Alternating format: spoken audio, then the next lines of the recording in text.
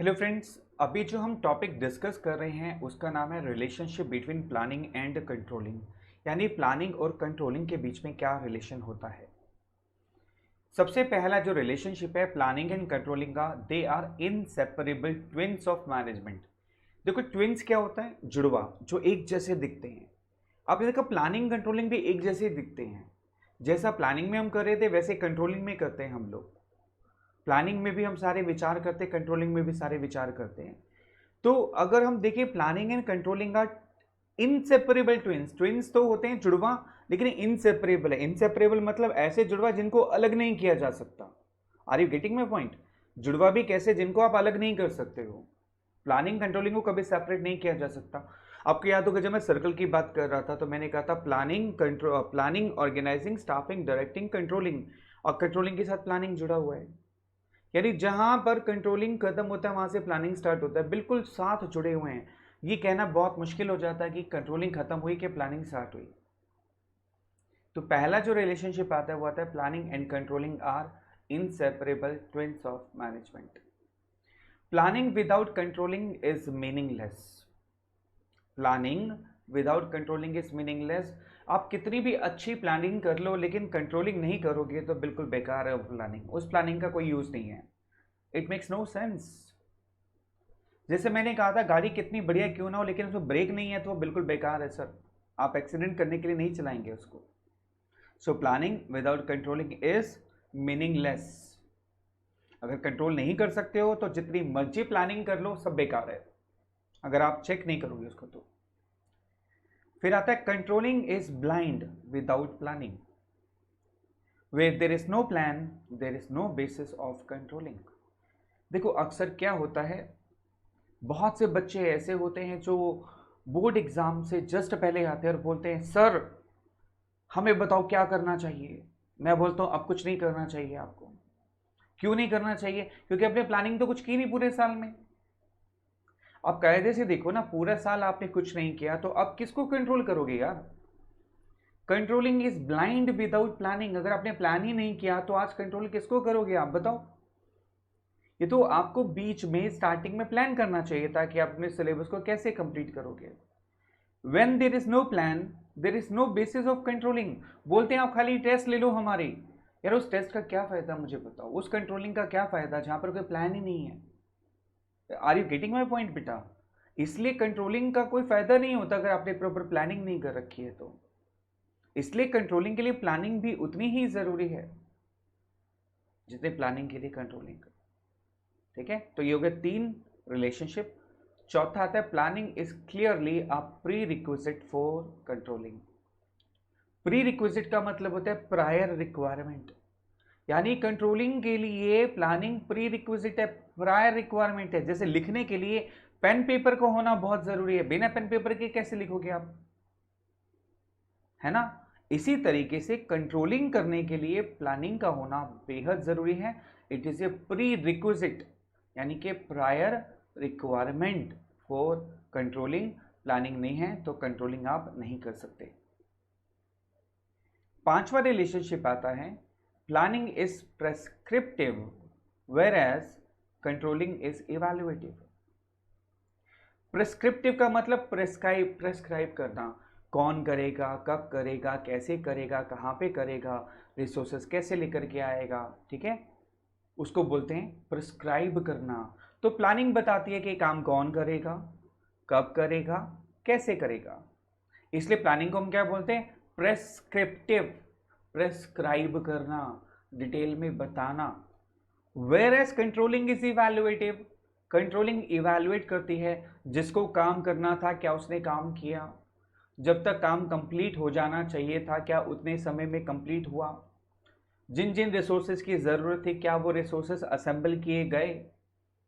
तो प्लानिंग को हम प्रेस्क्रिप्टिव बोलते हैं क्योंकि ये प्रेस्क्राइब करती है, और कंट्रोलिंग को हम इवैल्यूएटिव बोलते हैं क्योंकि कंट्रोलिंग इवैल्यूएशन करती है उस प्लानिंग का, चेक करती है उसको। तो इसलिए हम यहां पर क्या बोलते हैं, planning is prescriptive whereas controlling is evaluative. Clear?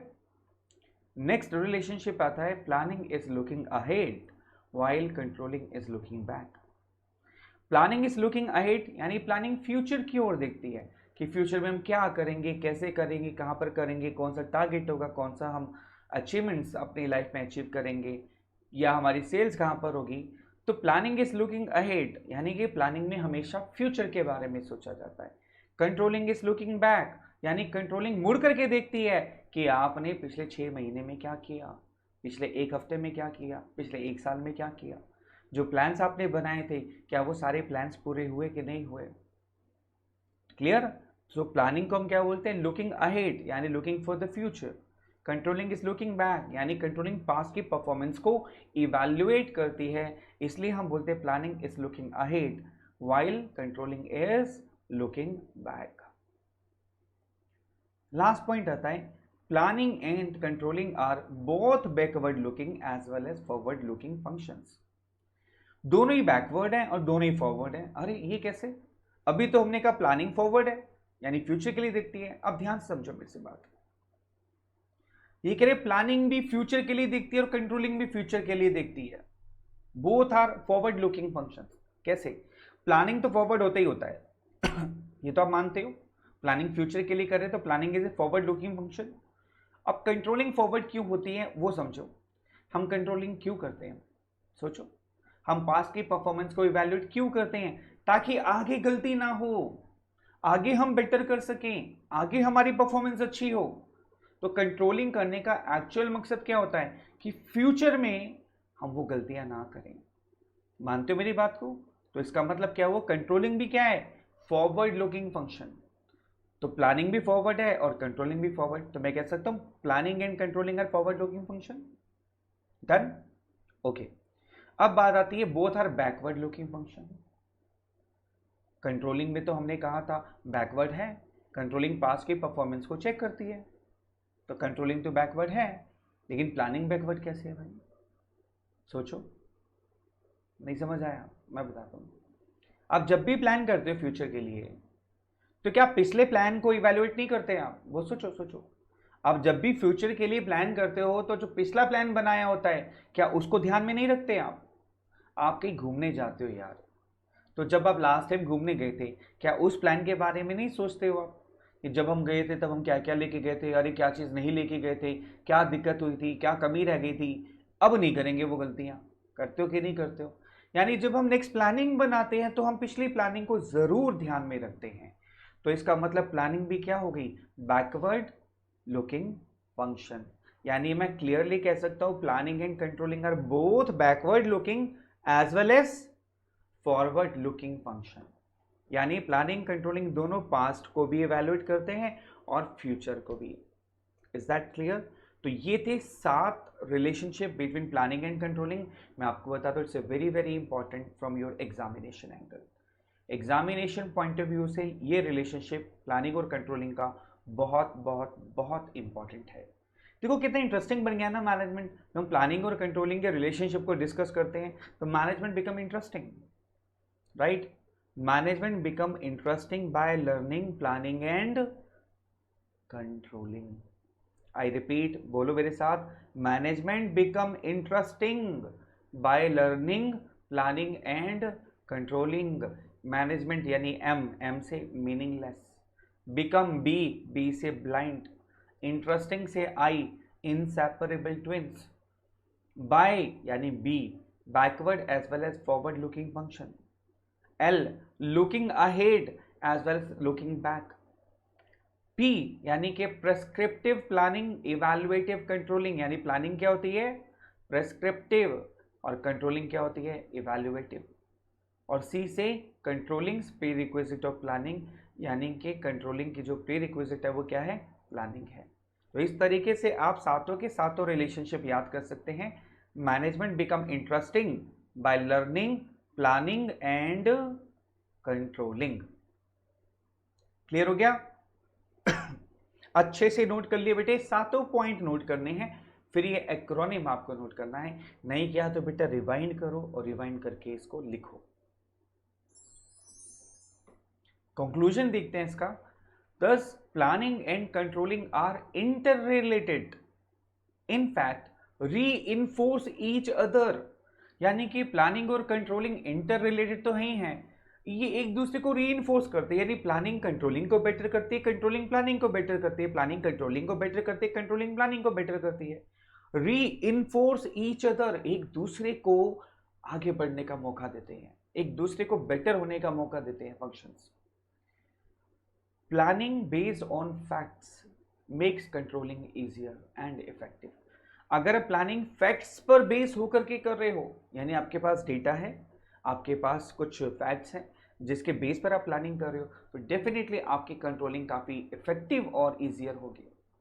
क्योंकि कुछ लोग प्लानिंग ना बस मन गढ़ंत कर लेते हैं, मैं ये करूँगा वो करूँगा, ऐसे हो जाएगा वैसे हो जाएगा। नहीं sir, planning time consuming process होता है, टाइम भी लगता है, फैक्ट्स भी लगते हैं, फिगर्स भी लगती हैं, राइट। तो अगर प्लानिंग को आप फैक्ट्स के बेस पर बनाओगे तो ये काफ़ी आसान होगा कंट्रोल करना और इफेक्टिव भी होगा। Controlling improves future planning by providing information derived from past experience। यानी हमेशा कंट्रोलिंग क्या करती है, पास्ट एक्सपीरियंस से काफ़ी इफेक्टिव इंफॉर्मेशन लाती है, जिसके बेस पर हमारी फ्यूचर की जो प्लानिंग है काफ़ी इफेक्टिव होती है। इसलिए हम कह सकते हैं planning and controlling are interrelated and reinforce each other, यानी कि ये एक दूसरे को री इन्फोर्स करते हैं। I hope relationship is very very clear to you between planning and controlling बेटा। ठीक है, चलो बेटा, टेक केयर, मिलते हैं नेक्स्ट वीडियो में आपके साथ। Take care, bye bye.